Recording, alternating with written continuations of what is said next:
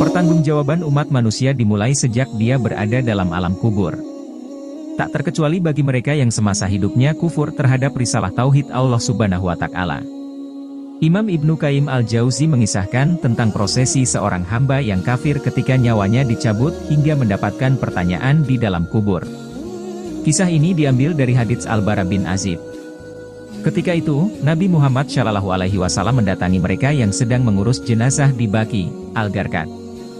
Rasulullah SAW berkata, jika hamba itu menuju akhirat dan terputus dari dunia maka para malaikat turun kepadanya dengan wajah menghitam.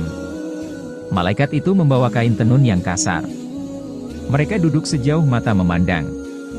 Malaikat pencabutnya datang hingga duduk di dekat kepalanya seraya berkata, hai jiwa yang kotor, keluarlah kepada kemurkaan Allah dan kemarahannya. Rohnya lantas berpencar-pencar di badannya.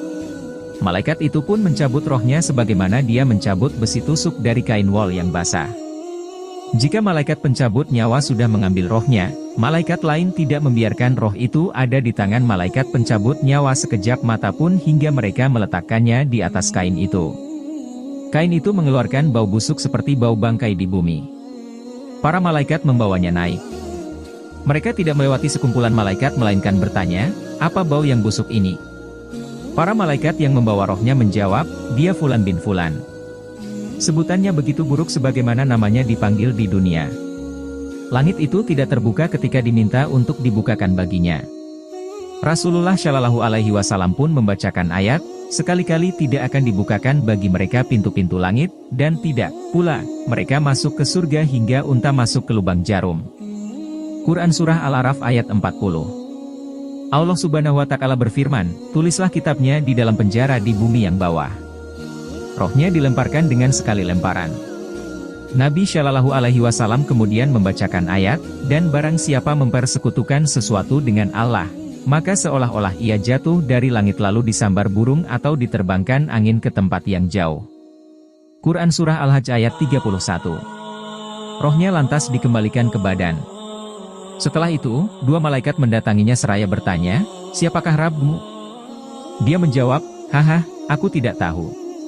Siapakah orang yang diutus di tengah kalian ini? Tanya dua malaikat. Haha, aku tidak tahu, jawabnya. Lalu, ada penyeru yang berseru dari arah langit. Hambaku ini telah berdusta. Maka bentangkanlah neraka baginya dan bukakanlah pintu yang menuju neraka. Maka didatangkanlah kepada panas dan racun neraka dan kuburnya disempitkan hingga tulang-tulangnya terlepas.